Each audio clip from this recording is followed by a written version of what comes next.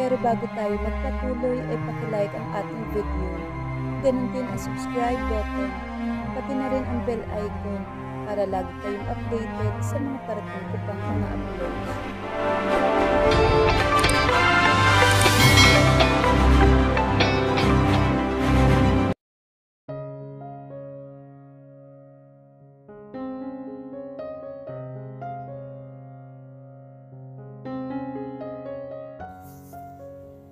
Kumusta ka na? Nakangiting tanong ng isang lalaki sa akin. Ginusot ko ang aking mga mata. Siniguro ko na kilala ko siya. Alfred? Sambit ko sa kanyang pangalan. Oo, ako nga to. Ngumiti siya. Pero napalis din agad iyon. Pinasadahan niya ako ng tingin. Awa at galit ang nababasa ko sa kanyang mga mata. Pinaling ako naman ang aking mga mata. Alam kong nasa hospital ako ngayon. Anong nangyayari, Danaya? Muntik na kitang masagasaan. Bakit ganyan ang itsura mo? May galit sa boses niya. Pero nababasa ko ang pag-alala sa kanyang mga mata. Hindi ko siya sinagot. Hindi ko alam kung paano ko siya sasagutin. Napatuloy na naman ang aking mga luha. Awang-awa siyang nakatitig sa akin.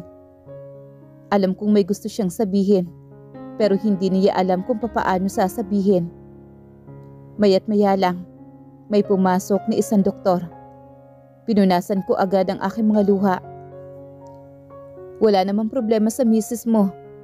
Dala lang ng stress, kaya siya nawala ng malay. Iwasan ang ma-stress ng sobra, misis. Nakakasama yun sa baby mo. Halos hindi ako makapaniwala sa sinabi ng doktor.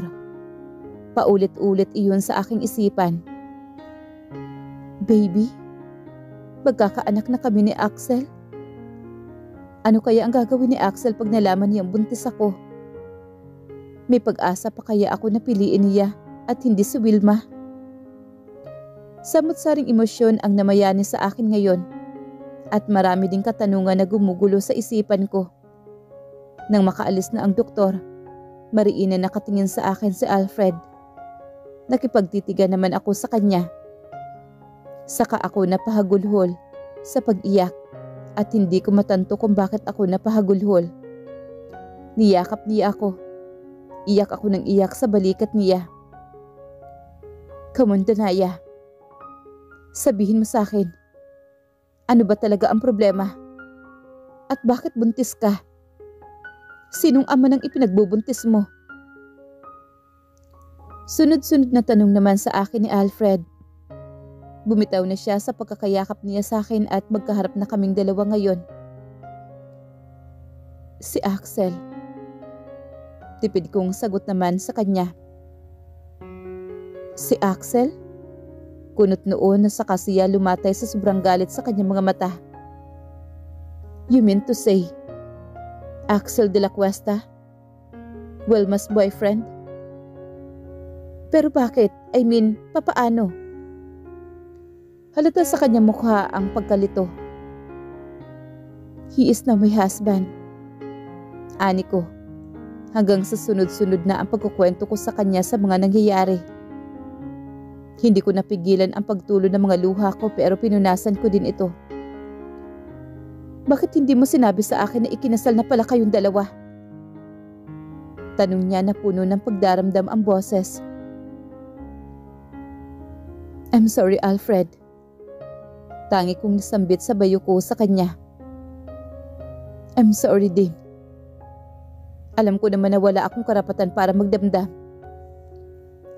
Mahalaga ka sa akin, Danaya. At hindi ko magawang magalit o magdamdam sa'yo. Ang ikinagagalit ko ay kung bakit itinago mo sa akin ang mga pananakit niya sa'yo. Bakit tinitiis mo lahat? Alam mo naman nandito lang ako at handa kitang tulungan. Kaya kitang itago sa kanya kahit habang buhay pa. Bakit hinahayaan mo na umabot pa sa ganito? Sunod-sunod na tanong naman sa kanya ni Alfred. Puno ng hinanakit ang boses nito. Hindi ko siya masagot. Alam ko naman na lagi ko siyang maaasahan. Pero ayaw kong idamay pa siya sa mga problema ko. Mahal mo ba siya? Maya-maya ay tanong niya habang nakatitig siya sa akin. Sa tanong niya, tuluyang bumagsak ang kanina ko pang pinipigilan ng mga luha. Nanatili akong nakayuko at hindi ko siya masagot. Iniisip ko kung ano kaya ang magiging reaksyon niya pag magsasalita pa ako. Iisipin kaya niya na inagawan ko si Wilma?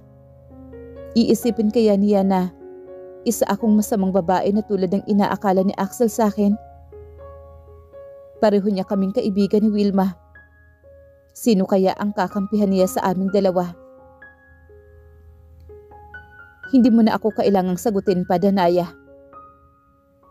Dahil halatang halata na mahal mo ang walang kwentang lalaking yon. Tinuhog pa talaga kayong dalawa ni Wilma. Alam naman niyang malapit kayong magkaibigan. Alam naman niya, para na kayong magkapatid kung magturingan ni Wilma. Halata sa kanyang boses ang sobrang galit. Nananatili pa rin nakatikom ang aking bibig. Alam ba ni Wilma na ikinasal kayo ng boyfriend niya? Hindi. Wala siyang alam. Sa wakas ay nasabi ko na rin. Sinabay iling ko pa. Basang-basa ko ang frustration sa kanyang mga mata. Get up, Danaya. Sasama ka sa akin. Hindi na kita ibabalik sa asawa mong walang kwenta. Ilalayo kita dito. No. Kontra ko naman sa kanyang sinabi. Please, Alfred. Ihatid mo na lang ako sa tinitirhan namin ni Axel. Nagsusumamo ang mga titig ko sa kanya. Bakit pa, Danaya? Nandiyan na si Wilma. Plano na niya itong pakasalan. Bakit gusto mo pang bumalik doon? Hindi ka naman ganito noon ah. You are a strong and independent woman. Hindi ko lubos akalain na lalaki ay magpapabagsak sa'yo. Masakit ang mga salitang binatawan niya pero naiintindihan ko siya. Ang gusto ko ay intindihin din niya ang damdamin ko. Please, Alfred, please. Ihatid mo ako sa penthouse ni Axel. Pagmamakaawa ko sa kanya. Oh my God. Uwi ka niya. Nasabayan niya na bahagyang sambunot sa kanyang buhok. Okay, ihahatid kita sa penthouse ng De La Cuesta na yun. Pero oras na saktan ka lang niya. Ilalayo kita, Danaya. Itatago kita na kahit isang bakas ay wala siyang makikita mula sa'yo. Alam kong kayang-kaya itong gawin ni Alfred. Maliban sa bilyonaryo din siya, marami pa siyang koneksyon.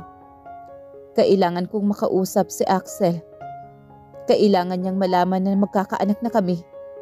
Umaasa pa rin ako na kami ng anak niya ang pipiliin niya. Nung gusto kong umalis sa poder ni Axel, dahil hindi ko na kaya, desidido ako doon. Pero ngayon, parang hindi ko na kaya.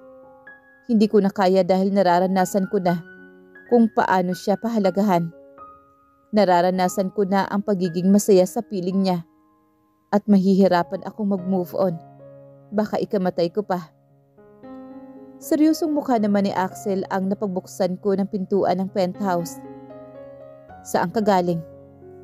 Tanong niya kaagad. May pinuntahan lang ako. Nakadama ako ng panginginig. Galit kasi ang kanyang mukha. Magkahalong sakit at takot ang nadarama ko ngayon sa harapan niya. You should have texted me. Para hindi ako maghintay sa'yo na matagal. Galit na sabi niya na tila panunumbat.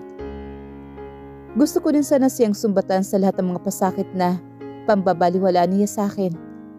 Pero hindi ko magawa ang bagay na iyon. My time is gold. Marami akong importanteng mas pagtutuunan ng pansin. Like what? Si Wilma ba? Siya ba ang importanteng pagtutuunan niya ng pansin? Anyway, hindi din naman ako magtatagal. I just want you to know that I am filing a divorce. So I want you to stay out from here. Ililipat ko na dito si Wilma. Walang preno niyang sabi. Hindi man lang niya iniinda kung ano ang nadarama ko. Wala ba talaga siyang pakialam sa damdamin ko? Wala ba talaga akong halaga sa kanya? By tomorrow, I want you to leave. Doon ka muna mananatili sa kondo ko habang pinaprocess ko pa ang divorce natin. Tumayo siya. Sa kanya ako tinalikuran, sa tingin ko ay aalis na siya. Axel, umiiyak na sambit ko sa pangalan niya. Lumingon naman siya sa akin. Ni minsan ba?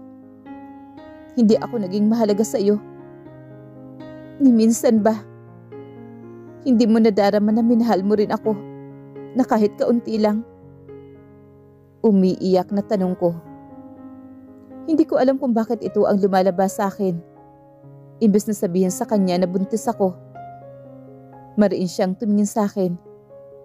Naririnig ko ang pagbuntong hininga niya. Walang kahit na anong emosyon ang mababakas sa kanyang mukha. I wanted to tell you that I love you. Pero alam ko sa sarili ko na nagsisinungaling ako. I never learned to love you, Danaya. I thought I am. And I have tried.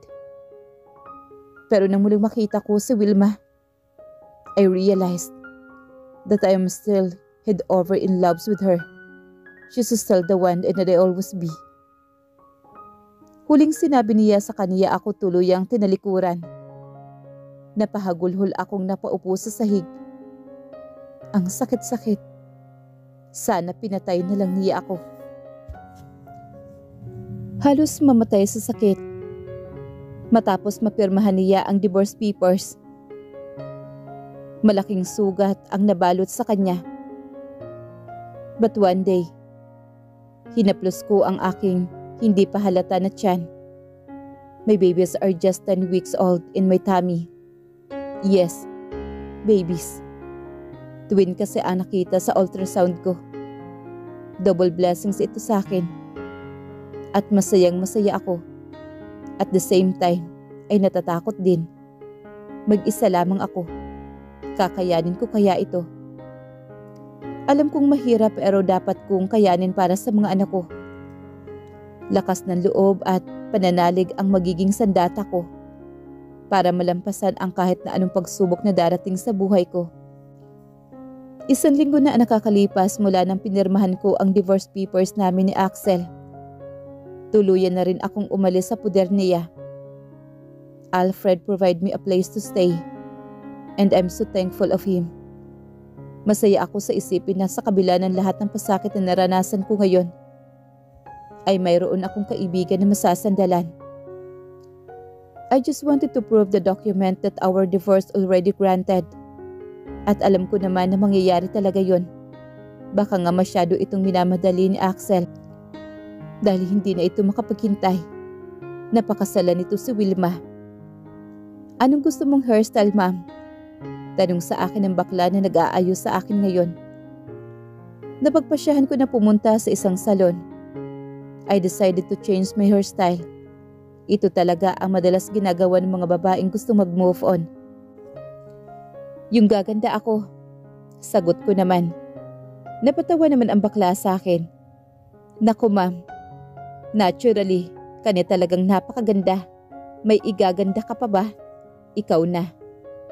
Buong paghanga na sambit naman ito na napangiti lang ako. Don't worry ma'am, I will make you breathtaking beautiful. Yung lahat ng mapapalingon sa'yo. Sana nga, kahit alam kong walang ibang maganda sa mga mata ni Axel, kundi si Wilma lang. At bakit ba ako nagpapaganda ngayon? Wilma invited me for a dinner with her son husband and my own process ex. At syempre, kasama ko si Alfred para double date ang labas.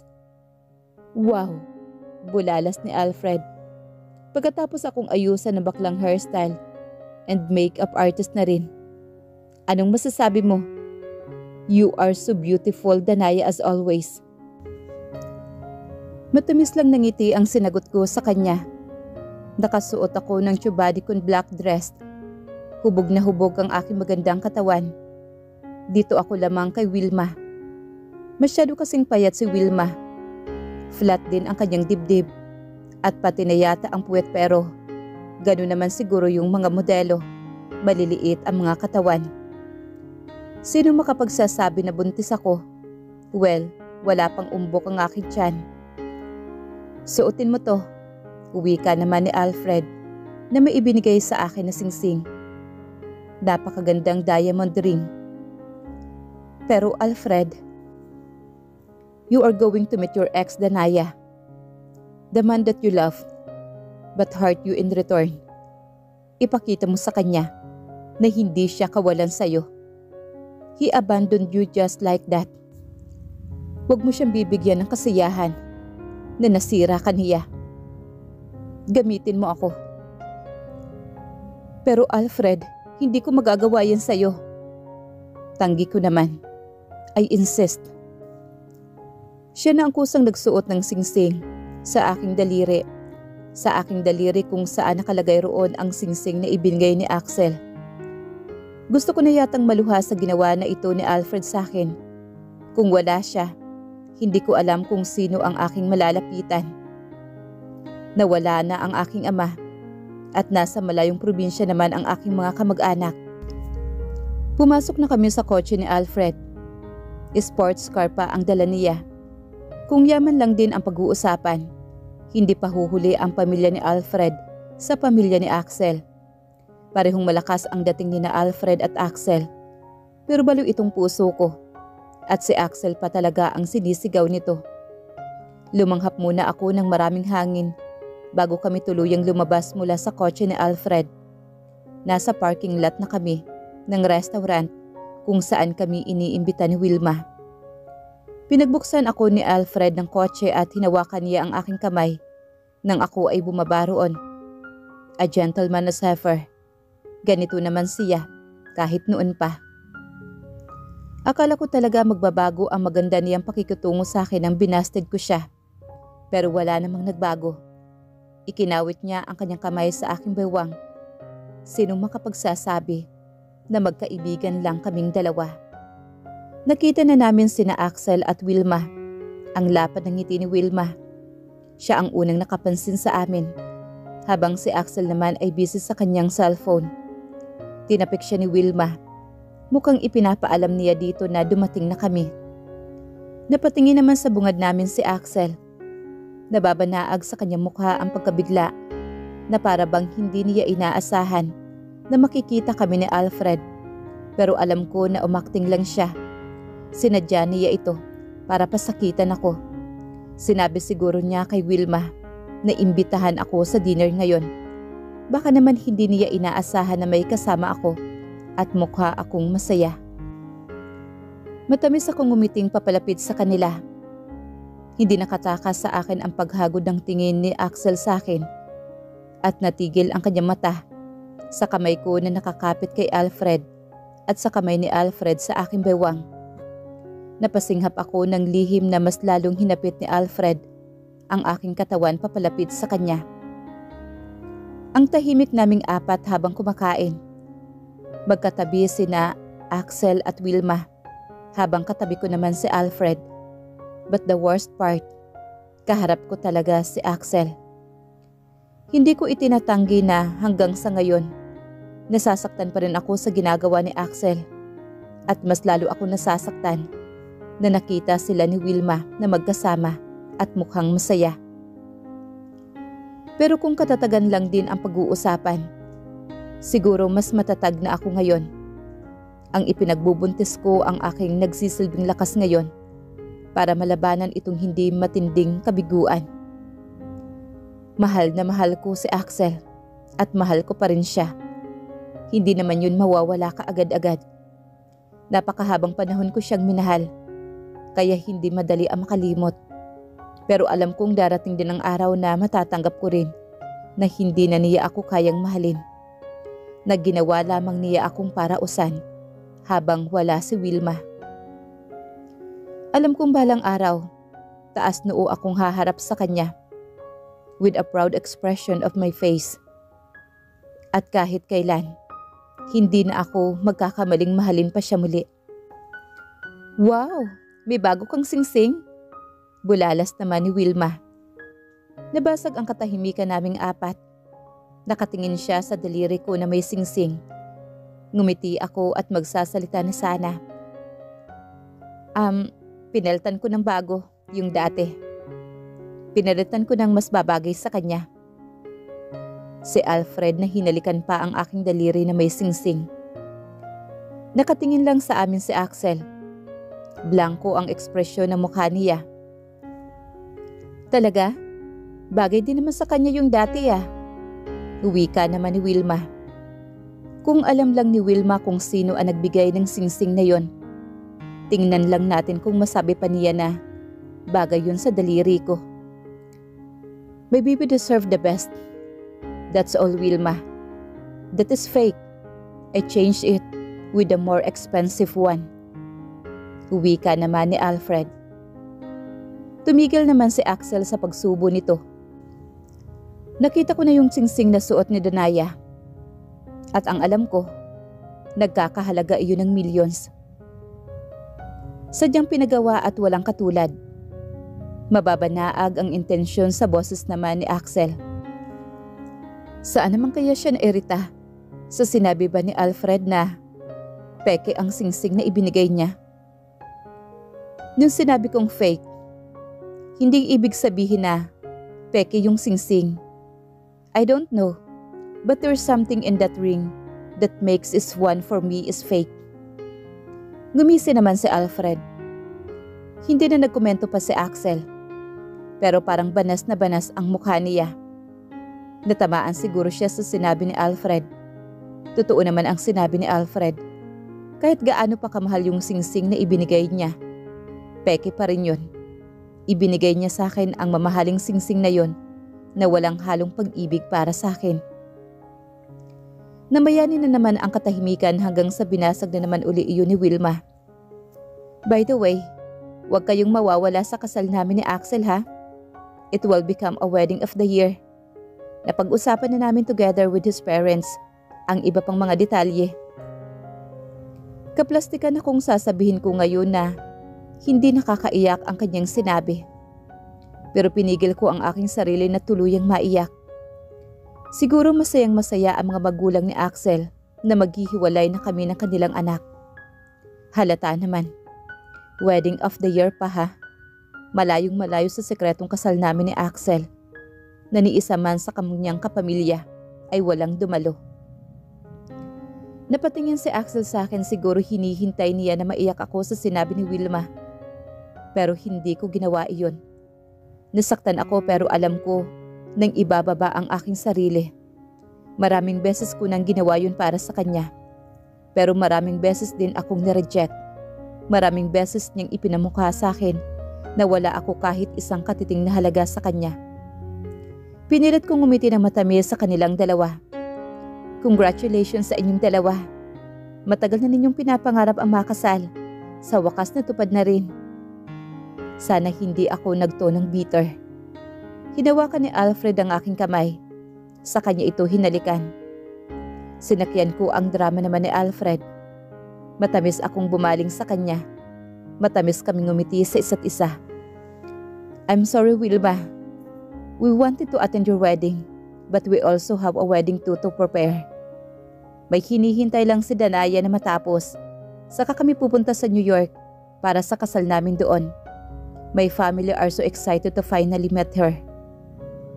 Gusto kong magpasalamat ng napakalaki kay Alfred sa sinabi niya. Bitter na kung bitter ang ginawang pagpapanggap namin ngayon. But at least, I will save my pride. Kahit iyon na lang ang maibangon ko ngayon. Cause I know nothing could save me from pain and heartaches now. Sayang naman, anyway. Congratulations din sa inyong dalawa. I hope our children could be a friends too. Nakangiting sabi naman ni Wilma. Alam kong buntis na siya sa magiging anak nila ni Axel. I am looking forward in that, Wilma. Baka kambal ang magiging unang anak namin ni Danaya. Automatiko kaming tatlo na napatingin kay Axel. Nang hinampas niya ng malakas ang mesa. Nakakita ako ng langgam. Wika naman ni Axel. Hindi na kami nagkomento pa sa sinabi niya. Maya-maya lang, nakaramdam na ako na para akong masusuka. Kaya nagpaalam na muna ako sa mga kasama ko na pumunta sa restroom. Hindi talaga nakisabay itong madalas kong pagsusuka. Nag-retouch muna ako sandali bago ko napagpasyahan na tuluyan ng lumabas. Napalanghap ako ng hangin nang nakita ko si Axel na nakasandal sa dingding nitong pasilyo. Tila may naghahabulang daga sa loob ng aking dibdib. Nang nagkatama ang mga paningin naming dalawa. Pasimple kong binawi ang aking paningin. Parang may hinihintay siya. Baka nasa loob lang si Wilma, hindi ko lang napansin. Akmang lalampasan ko na siya. Pero napatigil ako nang hinawakan niya ang palapulsuhan ko. Sobrang lakas ng tibok ng puso ko. At para akong ninenerbiyos. Kinalma ko ang nagwawala kong sarili bago ako matapang na lumingon sa kanya. What? Taas kilay kong tanong sa kanya. Sino nagsabi sa'yo na pwede kang magpakasal sa iba? Madiin niyang tanong. Madilim na madilim ang kanyang anyo.